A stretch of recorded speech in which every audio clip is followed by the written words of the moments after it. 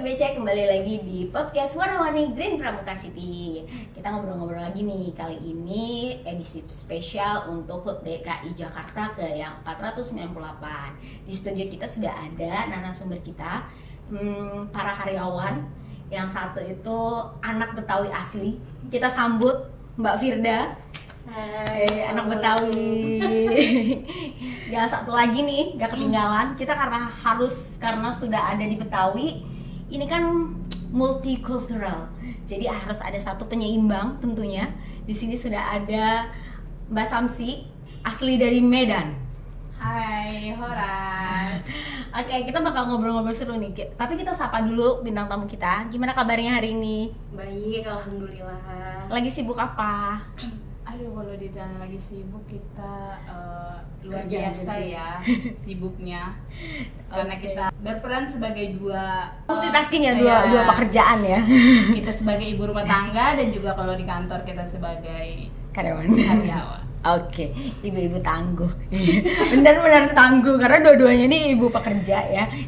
Sambil bekerja sambil juga mengurus keluarga ya kan. Oke, kita langsung aja nih kita ngobrol-ngobrol ya tentang DKI Jakarta ya kan. DKI Jakarta di mana sih? Di sini ya. Di Jakarta. Di Jakarta ya. Oke, aku mau ke ini dulu nih. Mbak Samsi, enaknya manggil siapa ya? Samsi, Mbak Samsi ya. Ya, boleh. Oke. Mbak Samsi ini kan dari Medan ya. Sudah berapa lama di Jakarta? Wah, kalau sudah berapa lama dari tahun 2010? Sekitar 15 tahun ya. 15 tahun. Berarti sudah apa ya? Menetap ya. Tinggalnya di mana? Di daerah mana? Di daerah Cipayung, Cipayung. Oke. Jakarta Timur. Nah, satu lagi nih anak Betawi nih. Ini kita harusnya kalau sama anak Betawi anak Betawi gitu ya kan. Boleh. Ya, jadi sih kalau nggak usah ditanya kali ya, sejak lahir kayaknya tinggal di DKI Kayaknya ya. Tapi kira-kira waktu kamu ini kan kamu dari lahir di Betawi ya di Jakarta ya kan betul. tentu. Terus pasti ada banyak ini dari kamu lahir sampai dengan sekarang usianya sudah hampir di mana? Di hampir 30 atau belum? 30-an. 30-an ya, 30-an. Jadi dari mulai lahir sampai dengan 30-an kira-kira nih kamu mau motret banyak apa ya kayak ada nggak sih yang berubah dari wajah Jakarta? Mungkin kalau dulu tuh kita lihatnya Jakarta tuh kayak dari sisi teknologi mungkin belum banyak, atau mungkin kamu dulu waktu kecil tuh kita kan sering banget ya main-mainan permainan tradisional gitu kan. Kalau sekarang mungkin anak-anak Gen Z tahu nggak ya? Kayaknya sih kurang tahu ya. Kamu biasanya main apa? Kalau dulu sih kita biasa main ada namanya tuh kayak galasin. Galasin ya. Terus mainnya sama sih kayak petak umpet. Terus main apa sih namanya tuh? Gebrak, Ada bola gebrak. gebok, Oh, bola gebok, batu tahu. tujuh. Ya kayak gitu-gitu sih mainan tradisional gitu. Kalau yang sekarang kan mungkin anak yang sekarang kebanyakan mainnya gadget ya. Jadi kayaknya kurang tahu deh kalau untuk permainan-permainan zaman dulu, padahal lebih asik kan permainan zaman dulu. Tapi aku sempet tahu ngalamin. Oh iya. Iya, aku main galaksin. Tapi Ya. selalu ketangkep. Karena Iya, nggak bisa benar, lari. benar. Ya kalau galaksin kan harus kuat-kuat lari sama kuat-kuat gocek, nggak bisa Bener. gocek. Apalagi dulu kalau hujan-hujanan tuh demen banget main di lapangan kan. Kalau zaman sekarang kan lapangan udah jarang tuh, ya kan. Kalau dulu tuh kita di lapangan main kayak bola kasti, bola gebok, nah itu kan baju pada kotor. Nah itu kalau pulang pasti diomelin tuh, karena bajunya pada kotor. Jadi ya orang tua kan kalau nyuci baju jadinya lebih ribet. Makanya kalau pulang tuh pasti diomelin sih. Kalau Diomelin. zaman dulu kalau main. Nah, kalau misalnya mungkin kalau dari sisi pendatang nih ya, Mbak Samsi mungkin apa pertama kali datang ke Jakarta? Apa yang kamu rasakan waktu itu? Kalau saya sih sebagai pendatang perantau ya dari Medan, kita ke Jakarta itu kayaknya Jakarta itu wow gitu, Wow, keren, keren. Gitu, ya kan. Gedung-gedungnya tinggi-tinggi ya kan, perusahaan-perusahaan terbesar juga ada di Jakarta. Nah pokoknya Jakarta itu adalah tempat-tempat bagi para pendatang atau perantau. Jakarta itu tempat kerja keras kita untuk berlomba-lomba meraih kesuksesan ya. Di Jakarta inilah kita. Oke, berarti ketika kamu sudah berapa tahun tadi? Dari 2010 ya? Iya, Sekarang dari lulus 2025 SMA. ya. sudah hampir 15 tahun ya. 15 tahun berarti ketika kamu pulang, biasanya kalau orang perantau di Jakarta terus pulang lagi ke daerahnya itu langsung wow ada Samsi, langsung kayak gimana sih sambutan dari masyarakat di sana tuh wow banget nggak? Iya sih, kalau kita pulang pasti mereka datang nih perantau dari Jakarta, kayaknya udah sukses gitu. Tapi belum tentu juga kita sesukses yang di pikiran mereka kan. Kita di Jakarta ini, mereka nggak tahu kita betapa kerasnya juga Jakarta ini dari kita mencari nafkah. Iya betul. Sebagai kita karyawan juga kita berlari-lari mengejar busway, mengejar kereta. Iya lagi. Di dalam juga kita dempet-dempetan ya kan. Dan kita juga kadang kena copet ya kan. Udah pernah ngalamin copet? Udah, saya udah pernah. Berapa kali dicopet? Aku sekali pas mau berangkat kuliah, saya naik angkutan umum. Ada seorang laki-laki ya yang ikut juga. Itu pas siang-siang sih agak sepi jalanannya kan. Terus dia nunjukin pisau, ya kita kasih semua lah dompet sama handphone kita. Itu sangat salah satu pengalaman yang mungkin agak memilukan. Iya, agak ini sih, tapi di balik itu juga kan ada Jakarta itu memberikan kita semangat kita untuk meraih mimpi kita. Oke, gitu. setuju sependapat ya kita sebetulnya. Jadi agak berat di Jakarta tapi juga punya banyak impian. Ya, yang kita kembangkan. Yang dikembangkan, kita akan cross check sama anak Betawi langsung nih yang punya Jakarta, tanah Betawi. Iya. Gimana? Setuju nggak kalau Jakarta itu berat? Iya, berat banget sih. Berat banget. Kalau Jakarta itu kan memang dia pusat ekonomi dan bisnis ya. Jadi memang kayaknya kalau perantau itu menarik banget nih kalau ke Jakarta gitu kan. Ya secara di sini pusat ibu kota juga, terus perekonomian juga dan bisnis juga banyak di sini. Jadi kayaknya wajar sih kalau dari pendatang tuh banyak yang datang ke Jakarta gitu ya buat mengadu nasib lah ya di sini. Oke, tapi kamu sendiri sebagai warga lokal yang memang warga asli Jakarta gitu, ngerasa ini nggak sih kayak takut tidak bisa berkompetisi dengan para pendatang, karena mungkin kan semua orang datang ke sini gitu ke daerah kamu ya kan, terus bekerja di sini, sementara kamu mungkin anak Jakarta, waduh ngapain nih gitu kan, atau mungkin ada pendapat lain gitu. Kalau untuk kayak persaingan gitu enggak lah ya gitu, karena kan kita punya keahlian masing-masing ya. Jadi kalau misalnya justru kalau menurut aku ya kita itu termotivasi karena nih kok orang pendatang aja bisa nih kerja di sini, kenapa kita yang orang asli sini nggak bisa gitu kan. Jadi kalau menurut Kalau menurut nggak ini sih nggak jadi pesaing gitu, enggak. Justru kita termotivasi dengan kedatangan mereka ke sini sih. Oke, tapi ini kayaknya podcast kita kok jadi kaku banget ya sebenarnya. Ini kan sebenarnya harusnya tuh yang seru-seru aja, ceria-ceria aja, karena kan kita mau ulang tahun DKI. Kalau misalnya kayaknya kaku-kaku banget, kita mau disetrap gitu ya di depan guru gitu kan. Kayaknya enggak ya. Santai aja guys gitu kan. Jadi kayak enggak kayak lagi ujian ya. Udah pernah ngalamin enggak lagi ujian skripsi, tenang aja. Itu sulit sih. Tapi kita lanjut aja ya. Kita Jakarta nih ya, 498 tahun, itu tuh udah hampir mau 5 abad ya. Tapi mungkin umur kita nggak segitu sih. Oke. Kamu Mbak Firda sebagai anak Betawi ya kan, makanan asli Betawi apa nih? Kita tanya nih, kalau nggak tahu ini keterlaluan dia. Oke, masakan Betawi ya. Kalau biasa kan orang-orang tau kayak nasi uduk, semur jengkol itu udah biasa ya. Cuma kalau gue biasa di rumah itu kalau mau lebaran itu pakai sayurnya sayur godok. Isinya, ya. Itu isinya kayak ada labuhnya, ada tempenya gitu. Nah, terus kita ada lagi yang namanya sayur besan. Nah, itu iya berbeda tuh sayur besan sama sayur godok itu beda. Jadi mungkin orang pada ngeliatnya sayur godok sama aja sih kayak sayur besan, itu beda, rasanya juga beda, terus penyajiannya juga beda ya. Kalau sayur besan itu biasanya di pernikahan adanya, di pernikahan, terus atau misalkan ada kayak mertuaku misalkan mau datang ke rumah nih lagi lebaran, nah itu kita biasa bikin sayur besan. Kalau sayur godok itu emang adanya pada saat lebaran aja karena itu pasalnya sama ketupat gitu. Kita cek pengetahuannya Mbak Firda soal sayur besan. Apa tuh? Apa yang paling inti dari sayur besan bahannya? Itu ada yang namanya apa ya? Tebu telur. Tebu telur. Selamat, kamu lulus ya kan? Karena emang itu ciri khasnya di situ. Iya, Nel. betul. Jadi kalau tebu telur itu cuma ada di sayur besan. Kalau sayur godok itu nggak ada gitu. Nah, kalau minuman yang khasnya itu ya bir peletok sih.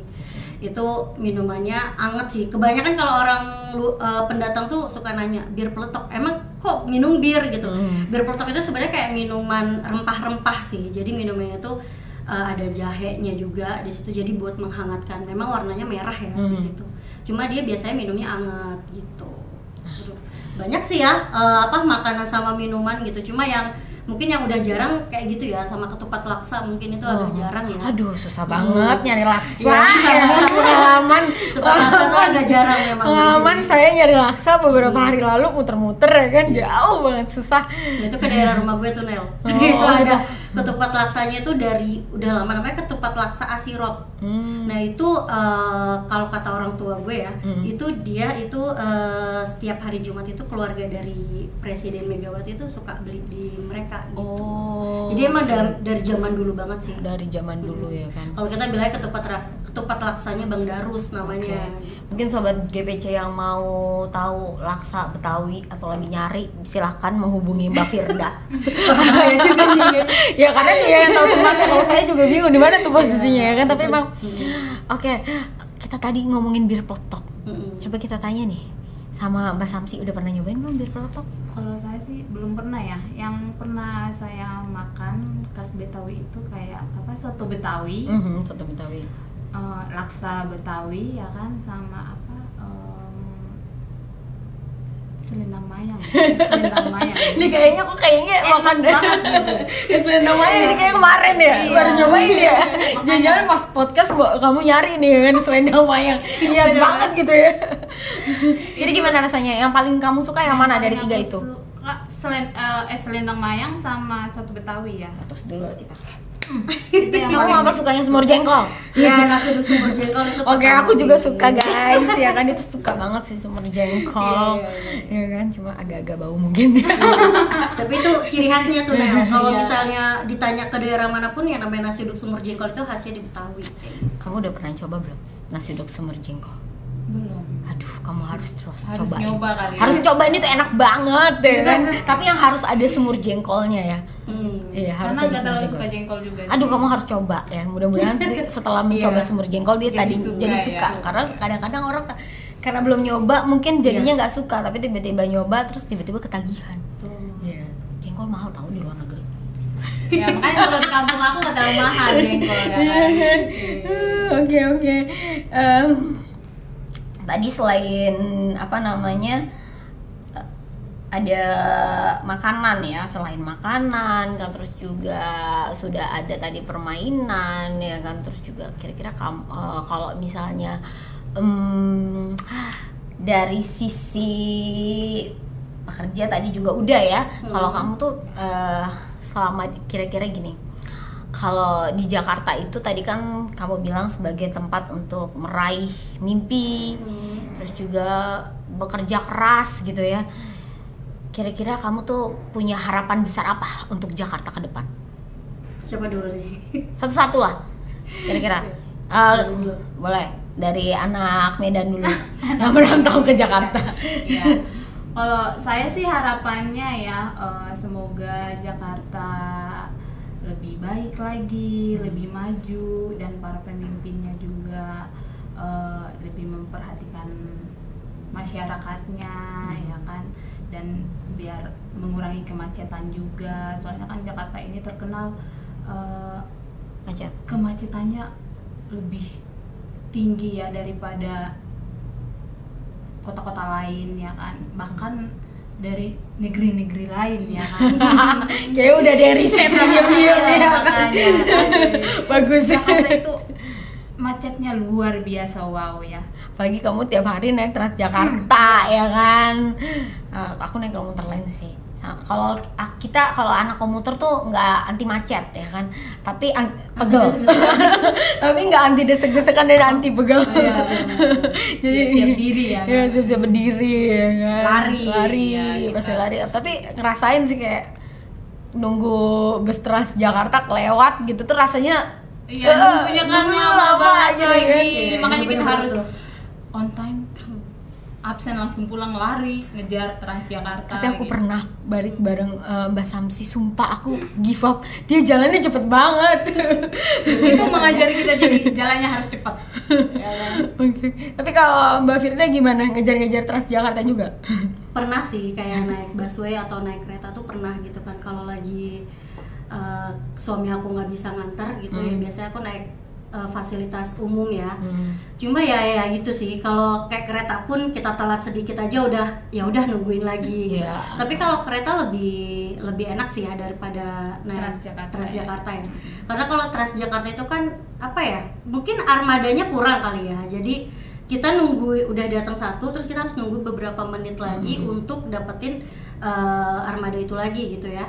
Terus juga kan jalanannya nggak steril ya, jadi yang harusnya datang jam 9 misalkan, jadi bisa sampai di shelternya itu jam 9.10 misalkan, dapat 10 atau 15 menit gitu. Jadi kayaknya itu juga harus diperbaiki sih sama sama pemerintahnya gitu ya. Jadi semoga sih itu bisa diperbaiki. Terus polusi udara sih ya, itu di Jakarta kan polusi udaranya ya terkenal lah ya. Tahu sendiri lah ya gitu. Nah, ya gimana nih caranya dari pemerintah, semoga polusi udara di Jakarta ya khususnya itu bisa dikurangi kayak gitu. Ya itu tadi, kalau misalnya kita memang harus menggunakan transportasi umum, ya itu fasilitasnya harus di-upgrade lagi gitu, kayak di shelter-shelternya juga, keamanannya juga harus ditingkatkan lagi gitu kan. Karena kalau cewek itu kan kadang ada yang pulangnya jam 9 malam, jam 10. Nah, itu kan tingkat keamanan di Jakarta tahu sendiri lah ya kalau udah malam gitu. Jadi kalau kita mau naik Transjakarta atau naik fasilitas umum lainnya itu kayaknya lebih agak-agak was-was ya kalau udah malam gitu. Jadi di shelter-shelternya juga tolong ditambah lah untuk tingkat keamanannya kayak gitu. Ya, mungkin kayak gelap ya kalau kita mau naik apanya. Terus kan security-nya ya kadang-kadang suka nggak ada gitu kan. Jadi cuma ada penjaganya aja.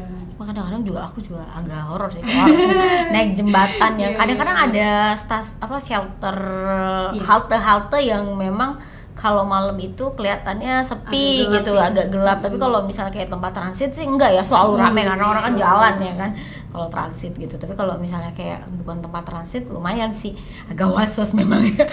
Iya kan. Tapi kalau ada hal lain nggak kira-kira yang pengen kalian sampaikan untuk ke Jakarta ke 498 gitu ya, semoga ke 5 abad berikutnya lebih baik gitu ya. Kira-kira apa? Atau mungkin selama di Jakarta sudah pernah explore wilayah mana aja gitu nih, Mbak Samsi kemana aja jalan-jalan di Jakarta? Ya kalau kita sih apalagi dari Medan ya, pastinya kita ke Monas dulu kan. Wah, anak Monas. Ancol, Taman Mini, ya itu yang terkenal di Jakarta ya kalau yang dari kampung. Gitu. Tapi kita tanya lagi nih, pengalaman apa yang paling menarik ketika kamu sampai di Jakarta, terus kamu jalan-jalan di Jakarta, ada pengalaman menarik apa? Kalau pengalaman menarik sih ya itu ya, naik Transjakarta ya. Waktu pertama kali itu? Iya, pas pertama kali kita naik Transjakarta ke Ancol itu ke Dufan ya. Kita di jalan kita harus berdiri, yang masih muda-muda. Karena kursi-kursi itu kan untuk kursi prioritas ya kan. Terus kita nyampe ke Dufan dan kita nyobain wahana-wahana di sana. Seru sih, tapi harus benar-benar fit ya badannya. Kalau enggak aduh bisa nggak tahu dah, kalau nggak sehat kita bisa kenapa-napa di sana gitu ya kan.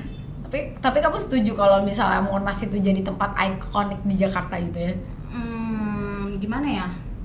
Setuju setuju juga sih. Tapi kamu datang katanya kalau misalnya ke Jakarta tuh kayak harus kayak nggak afdol gitu kalau belum ke Monas gitu. Iya emang, bukan saya aja sih ya, kalau yang dari perantauan sih pasti kalau nggak ke Monas berarti itu belum ke Jakarta namanya. Oke. Nah, Betawi gimana? Ya sih, Monas itu kan emang ikon dari Jakarta ya gitu. Jadi dari pendatang itu semuanya, pendatang pun yang dari Bogor ataupun dari luar pulau pasti kalau Jakarta itu ikonnya memang harus ke Monas, paling ke Ragunan ya. Kalau yang Selain alternatif Monas, lain ya kan. Ragunan. Dufan. Ya, mungkin Dufan kan agak mahal ya. Pricey Cuma ya kalau memang. Monas, Ragunan itu kan masih terjangkau ya. Jadi kebanyakan emang dari yang dari luar kota tuh kalau ke Jakarta, kalau ke Monas ke Ragunan kayak gitu. Tapi Padahal di Monas itu kita Gak ada apa-apa. Iya, nggak ada apa-apa itu setuju-setujunya ya kan. gak ada apa-apa itu cuma tiang doang. Tapi kalau ya. kita nge-case itu kayaknya kurang banget gitu. Karena itu ikon dari saking Jakarta. ikoniknya gitu. Mungkin karena ada emasnya yang berlapis-lapis gitu. Itu juga kita kan nggak bisa lihat, maksudnya nggak bisa sentuh juga Iya, ya terus kan, karena karena tinggi banget. Tapi sampai naik ke puncak nggak? Iya. Lihat apa di puncak? Ya kita lihat apartemen kita juga di sini yang warna-warni ini, yang Weh. cantik. Iya benar Karena GPC itu kan deket nih di pusat kota kan, jadi Iya, dia tuh betul. bisa ke Ragunan deket, ke Monas apalagi gitu kan, mau ke Taman Mini semuanya deket. Jadi kelihatan ya, Iya. kelihatan dari Monas tuh udah, kalau misalnya kalian lihat pakai kamera yang itu tuh yang ada di Monas itu tele itu, Mbak Firda dada-dada dari sini dada-dada ya kan. Soalnya udah warna-warni ya kan, Iya. gedungnya warna-warni, pakaiannya sekarang juga warna-warni, podcast Iya. kita warna-warni GPC ya kan. Warna-warni tuh semuanya. Semuanya masuk gak tuh barang ya kan. Oke, terus udah gitu kalau tadi Monas ya kan, tadi juga kamu berapa kali ke Monas nih? Kalau ini udah kita tanya nih ya kan, udah ikonik. Kalau kamu sendiri udah berapa kali ke Monas gitu? Sebenarnya gue tuh orang Jakarta ya, tapi gue jarang ke Monas, jujur aja ya.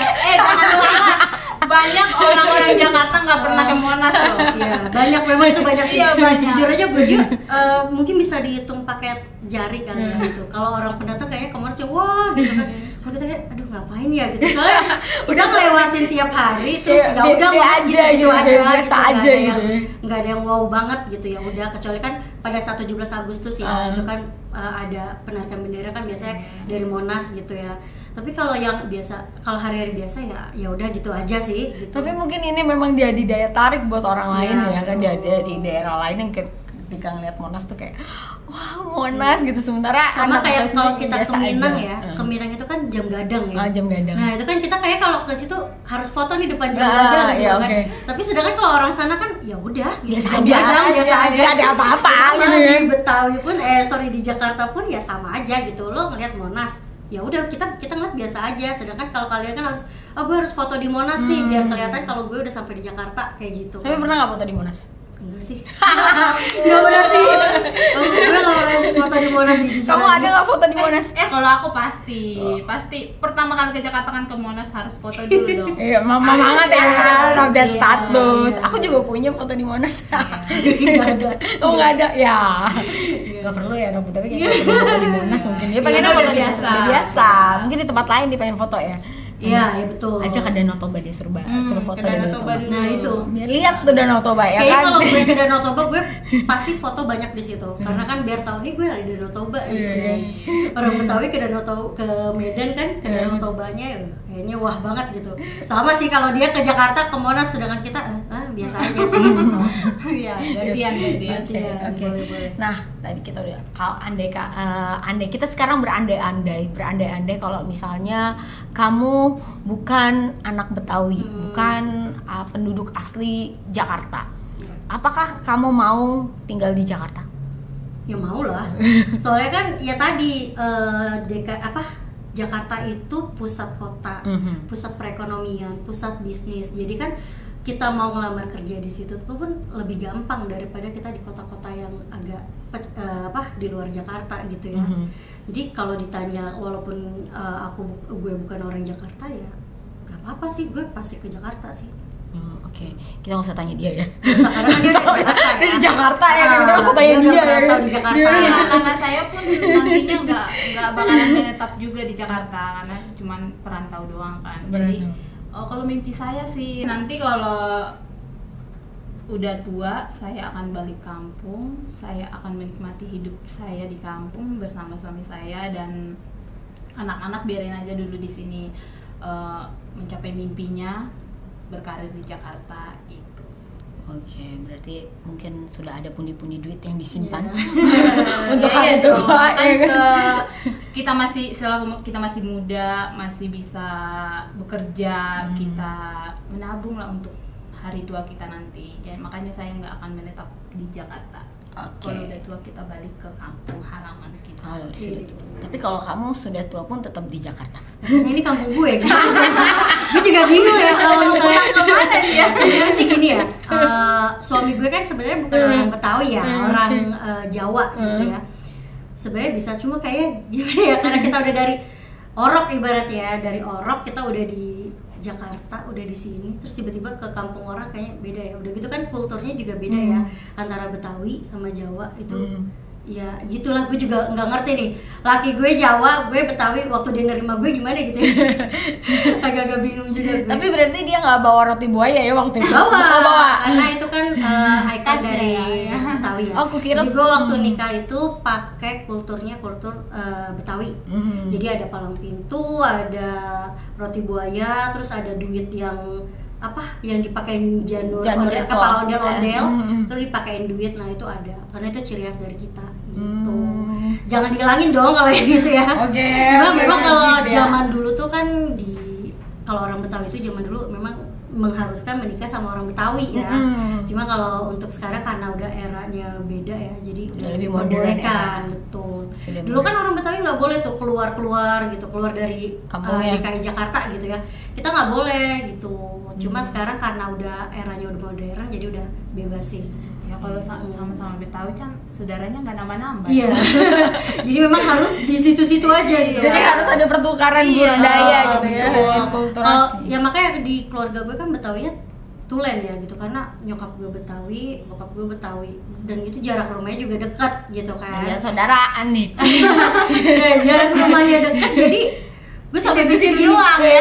Jadi orang sini kenal sama yang ini, kenal yang ini, ya emang kayak gitu Betawi di situ-situ aja. Nah, gue pada saat gue nikah sama orang Jawa pun agak-agak gimana ya, kok di luar dari ini gitu. Cuma ya alhamdulillahnya sih orang tua gue udah yang agak modern ya, jadi nggak harus sama yang Betawi juga gitu, enggak sih. Tapi memang dulu sempet kayak dijodohin ya, kalau Betawi itu kan dijodohin gitu. Tapi ya karena bukan jodohnya gitu. Tapi mungkin ada beberapa tempat ya kan cuma di Betawi aja mungkin yang pengennya satu suku gitu ya. Oke, untuk penutup nih ya, karena kan kita ada di mana teman-teman saat ini di Green Pramuka City. Nah tentu aja nih ya, aku mau tanya-tanya juga terkait Green Pramuka City ya kan. Kira-kira apa yang kalian harapkan dari Green Pramuka City ke depannya, termasuk ya mungkin kita kait-kaitin lah ya sama ulang tahun Jakarta ya kan, karena kita adanya di Jakarta ya, di pusat Jakarta gitu ya kan. Oke, dari Samsi dulu. Untuk Green Pramuka City sih semoga semakin baik, semakin loyal juga, semakin maju, dan semakin penjualannya juga semakin banyak meningkat. Dan warga-warga yang tinggal di Green Pramuka City juga semoga semakin aman dan sejahtera gitu. Wah, kita aminin dulu. Ya kan. Kalau Mbak Firda gimana? Buat GPC ya, gini, di GPC itu kan kita sempat beberapa dapat award ya dari BTM Property Award ya. Itu kayak peringkat di 2014 itu kita dapat peringkat kedua. Itu peringkat keduanya untuk pengembangan KPR non subsidi. Terus di 2015 kita dapat sebagai developer terbaik. Terus di 2019 itu kita dari rumah123.com itu kita dapat the most popular property. Itu di tahun 2025 ini harapan saya semoga award yang udah pernah kita dapat itu kita bisa raih lagi supaya kita bisa maju lagi ke depannya. Amin. Dan maunya juga semoga semakin rame. Amin. Kita doakan yang terbaik, semoga GPC semakin maju ya kan. Semakin banyak pembelinya. Oke, dan podcast kita juga semakin banyak yang nonton. Semoga dengan adanya kehadiran kalian yang lucu-lucu ini, imut ya kan, lucu-lucu ya kan, viewer kita nambah. Amin. Ya kan? Oke, sobat GBC, mungkin sekian dulu ya perjumpaan kita di podcast Warna-Warni Green Pramuka City. Nantikan podcast kita berikutnya dengan narasumber spesial juga yang pasti nggak kalah ramai, nggak kalah seru. Oke, sampai jumpa. Terima kasih ya sudah datang.